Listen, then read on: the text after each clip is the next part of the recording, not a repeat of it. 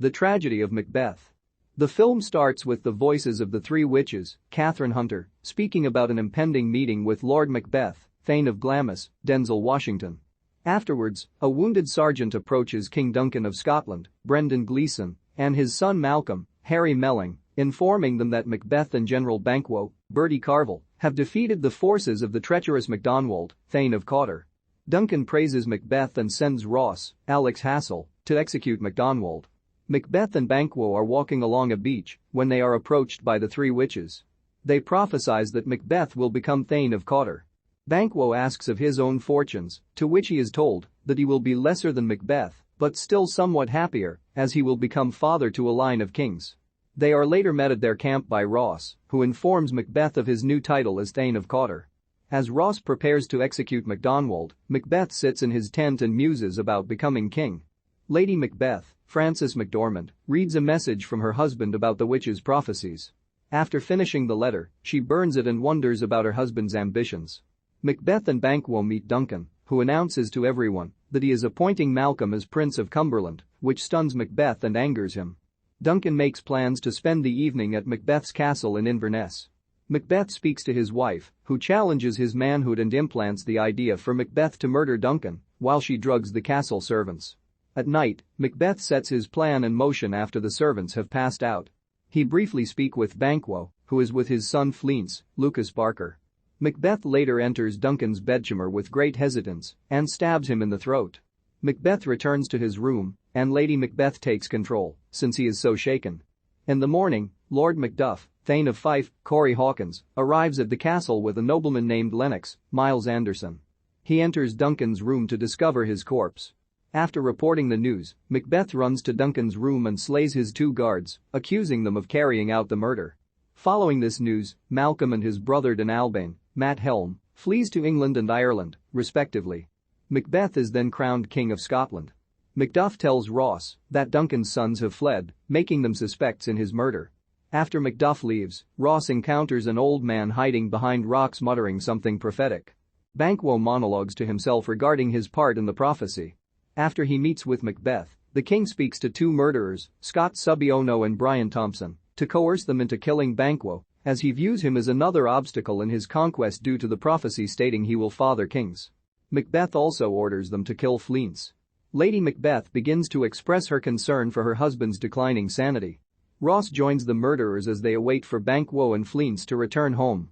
They attack Banquo and kill him, but Fleance runs off into a field and is promptly discovered by Ross. Macbeth hosts a royal banquet after the murderers confirm Banquo's demise. Ross notes that he appears unwell as he stumbles away in a daze. Lady Macbeth follows her husband, who begins madly hallucinating Banquo's ghost attacking him. She calms Macbeth and tells the other guests to leave. Macbeth later sees the three witches again, who show him through visions of Fleance that he must beware Macduff, who will become king when Great Burnham Wood comes to Dunsinane Hill. With Macduff having left for England to help Malcolm, Macbeth orders the murderers to attack Macduff's home, setting the place ablaze and killing his wife and children, even throwing one boy into the fires. Ross goes off to England in secret and encounters Malcolm and Macduff. He informs Macduff of his family's deaths, prompting the grief-stricken man to vow revenge on Macbeth. Malcolm also makes plans to raise an army with English soldiers. Lady Macbeth begins to feel guilt for her part in her husband's madness.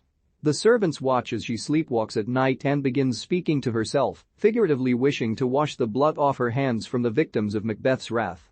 Malcolm and his soldiers cut down branches to use as disguise as they make their way to the castle in Dunsinane. The servants plunge into chaos as a potential war is brewing. Lady Macbeth is found dead at the bottom of the stairs, seemingly a suicide, but also implied to have been done by Ross, and Macbeth becomes more distraught. He is attacked by a few men, but fights and kills most of them. He is soon found by Macduff, who challenges the Mad King to a duel. Outside, they clash swords at one another until Macbeth's crown is knocked off. As he reaches to pick it up, Macduff manages to behead him. He brings Macbeth's head to Malcolm, having avenged both their families. Malcolm is made the new and rightful King of Scotland. Ross later rides his horse to find Fleance, whom he has kept alive and hidden. They ride together out of Scotland. Lord Macbeth, Thane of Glamis, is told by three witches of a prophecy wherein he will become Thane of Cawdor. He grows ambitious but envious when he learns that King Duncan has dubbed his son Malcolm to be his heir.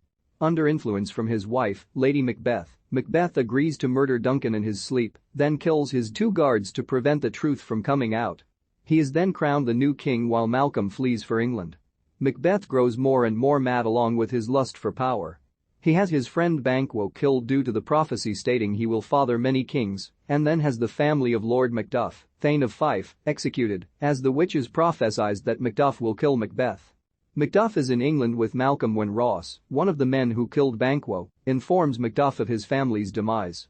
Malcolm helps raise an army of English soldiers to go after Macbeth.